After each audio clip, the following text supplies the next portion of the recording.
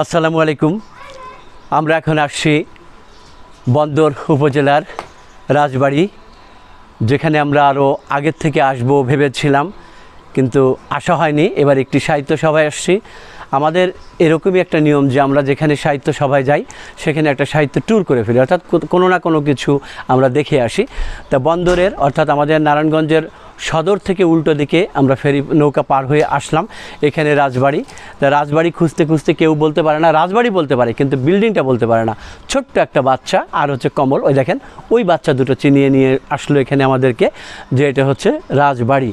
আমরা এর অথেন্টিকিটি খোঁজার জন্য এদিক সেদিক তাকিয়ে দেখলাম যে হ্যাঁ, যে ইটগুলো সেই ইটগুলো ওই রাজাদের আমলেরই। ওই যে ইট দেখা যাচ্ছে, এদিকে ইট দেখা যাচ্ছে, এদিকে দেখা যাচ্ছে।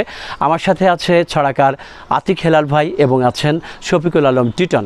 তা আমরা এখানে এটার নাম কিন্তু আসলে আমরা কারোর কাছ থেকে নিতে পারছি না যে আসলে এই রাজার নাম কী ছিল। মতান্তরে এইচ.এম. সেন, আবার কেউ বলছে হরিনারায়ণ সেন। আমি মোটামুটি আরও বিস্তারিত জানতে পারবো আমাদের প্রিয় ছড়াকার, দেশ বরেণ্য ছড়াকার সাংবাদিক জনাব আতিক হেলাল ভাই থেকে। আমি তার আগে আরেকটু ঘুরিয়ে দেখিয়ে দিচ্ছি। হ্যাঁ, এখানে আশপাশে যে বিভিন্ন জনে মানুষ নিয়েছে বাড়িঘর করেছে। আতিক হেলাল ভাই, ধন্যবাদ রবিউল মশাই ভাই। ইনফ্যাক্ট আমরা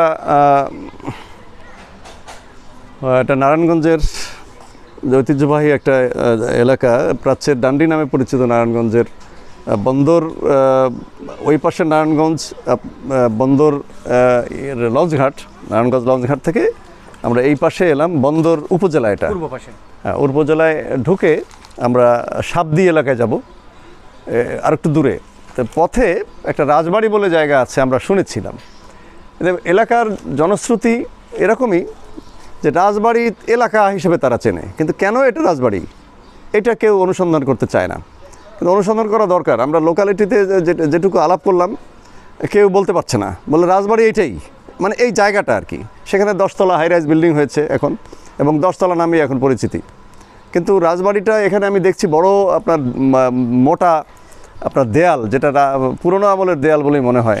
ওই পাশেরটা একটু মোটা আমার কাছে মনে হলো, অনেক মোটা। এটা একটু জুম করে আপনার দেখেন। হ্যাঁ, এই যে এটা কিন্তু মনে হচ্ছে যে হ্যাঁ ঠিকই, আমাদেরকে যারা এখানে পাঠিয়েছেন কমল নামে এক ব্যক্তি, তিনি বলছেন এটাই রাজবাড়ি। এই দেয়ালগুলো দেখলে কিন্তু বোঝা যায় যে এটা পুরোনো আমলের পুরা কীর্তি। রাইট, যে খুবই মোটা থিকনেসটা দেখলে আপনি বুঝবেন যে রাজবাড়ি যেহেতু এটা রাজার বাড়ি এটাই ছিল। এবং আশপাশে সকল স্বাভাবিকভাবেই জনবসতি গড়ে উঠেছে। আমি ঠিক দখল বলবো না, তারা হয়তো যেভাবেই হোক ক্রয় সূত্রে কিংবা অন্য যে কোনোভাবে এখানে এটাকে এইটুকু শুধু ফেলে রেখে, মানে এই সামান্য একটু ওই যে দেয়ালগুলো দেখছেন, এই কলা গাছ, এই কলা বাগানটা ফেলে রেখে বাকি সবগুলোই আপনারা জনবসতি এবং স্পষ্ট এখানে। তো এখানে এই যে গেট নিচ দিয়ে যে আগে নিচে ছিল, নিচে এখানে উঁচু হয়ে গিয়েছে, নিচে কিন্তু আরও নিচে ছিল, মানে মাথা পর্যন্ত ছিল, যেখানে মাটি পড়ে পড়ে এটা ছোট হয়ে গেছে গেটটা। তো এই হলো অবস্থা আমাদের। আমরা তো এই যে রাজবাড়ি হরিনারায়ণ সেন, আমাদের এখানে সাংবাদিক সাব্বির সেন্টু, তিনি বললেন হরিনারায়ণ সেন, কিন্তু এখানে city corporation, Narayanganj city corporation লিখেছে এইচ.এম. সেন রোড। এইটা তা যে নিশ্চয়ই এইচ.এম. সেন রোড, এটা তো অন্য কারো নামে হবে না, যেহেতু রাজার বাড়ি। হ্যাঁ, হরিনারায়ণ মোহন সেন হতে পারে, বা হরিমোহন। তো হরি ঠিক আছে এবং সেনটাও ঠিক আছে, এবং এটা সেই রাজার বাড়ির নামেই নাম, সিটি কর্পোরেশনের নথিভুক্ত। হ্যাঁ, এবং নথিভুক্ত, এটা কিন্তু সঠিক। সেই হিসেবে এটাই রাজার বাড়ি ছিল, এটাই সঠিক। আশপাশে যে বিল্ডিংগুলো হয়েছে সেগুলো পরবর্তীকালের আপনি কি বলবো ধ্বংসাবশেষ থেকে শুধু এটুকু রেখে দিয়েছে, কেন দেখানোর জন্য হয়তো আমাদেরকে। এখানে জাস্ট দখল হয়ে কোনো বাড়ি ওঠেনি, আশপাশে হয়তো এই পুরোটাই এলাকাটা ছিল। ওখানে আমরা একটা ঘর দেখলাম, ওইটা কি যেন বলে, টিন সিমেন্টের টিনের নাম কি, ঢেউ টিন, এটার নাম কি, না আরেকটা নাম আছে সিমেন্টের, মানে লাল টিন, লাল বলতাম আমরা, ওটা কি টিটন, একটা টালি জাতীয় টিন। আগে টালি না, ঠিক এটা টিন, আপনি যেটা বলছেন ঠিকই, অ্যাসবেস্টার ইংরেজিতে। তো আমরা ভালো লাগলো যে দেখে গেলাম যে কিছু নাই, এটা আমরা দেখে বলতে পারলাম যে এখানে কিছু নাই। তো এখন আপনাদের আগে তো ওর নেওয়া উচিত ছিল।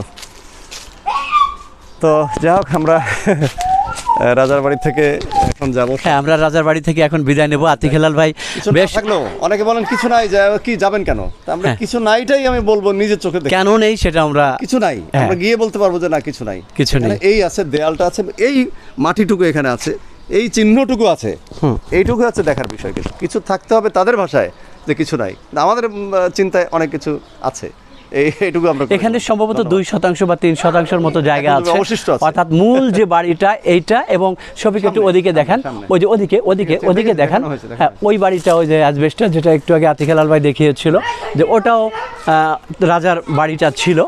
তা আমরা যতটুকু পেয়েছি এটাই হচ্ছে আমাদের জন্য অনেক কিছু, যে আমরা ইতিহাস ধরে রাখতে চাই।